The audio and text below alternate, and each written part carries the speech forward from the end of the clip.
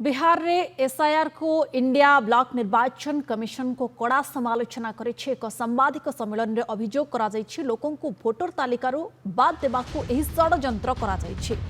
ता सहित एसआईआर बहाना रे लोकन को नागरिकता जांच करा जाउछि। एहा किंतु निर्वाचन कमिशन को अधिकारभुक्त नुहे। निर्वाचन आउ अल्प दिन बाकी थिबा बेले वर्तमान एसआईआर कराइबाकू नै प्रश्न उठाइछि इंडिया मेंटो।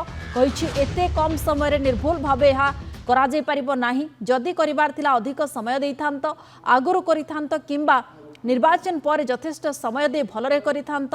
वर्तमान सुधा 36 लाख लोकंक पत्ता मिलु नाही, अर्थात सेमानंकु बाद दिया जाइछि।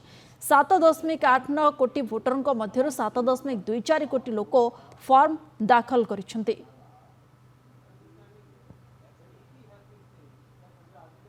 कि 2003 के बाद यदि आपने लगभग 10 या 9 चुनाव किए हैं संसद के और असेंबली के, और उस वक्त तक जितने आपके पास ये प्रमाण पत्र थे, कभी आधार था, कभी एपिक था, ईपीआईसी, कभी राशन कार्ड था, अगर ये सब था तो न्यूनतम, अगर हम आपकी बात मान भी लें, जो हम कानूनी रूप से वैसे नहीं मानते हैं, तो आपको क्या जल्दबाजी थी कि जून के अंत जुलाई में ये अभियान शुरू करें, चुनाव से इसको संबंध करें, चुनाव से उसको लिंक करें, जो 3-4 महीने में है।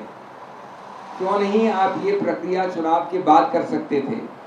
एक और चुनाव हो जाता, लेकिन ये जल्दबाजी नहीं रहती। ये पूरे प्रक्रिया को स्क्वीज करने की प्रयत्न 2-3 महीने में नहीं होता। बहुत सारे गलतियां उस समय सीमा के कारण उठ रही हैं। जब आपने इसकी घोषणा की थी तो आपने कहा था कि कोई महत्व ऐसा कुछ नहीं होगा, फॉर्म लेके लोग जाएंगे, अगर आपका नाम है तो आपको एक प्री फिल्ड फॉर्म दिया जाएगा, और अगर आपका नाम नहीं है तो आपको एक नया फॉर्म दिया जाएगा पावती के फॉर्म के साथ। कमाल है, एक भी नया वोटर नहीं मिला बिहार में। खट इतने गए, नया वोटर एक भी नहीं मिला।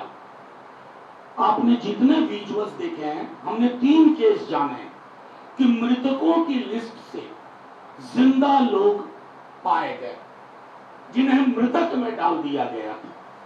संभावना है और मुझे उम्मीद है माननीय सर्वोच्च न्यायालय गंभीरता पूर्वक इस पूरी प्रक्रिया को देखेगा, क्योंकि आजाद भारत में इस स्केल पर डिसएनफ्रेंचाइजमेंट की कोशिश कभी नहीं।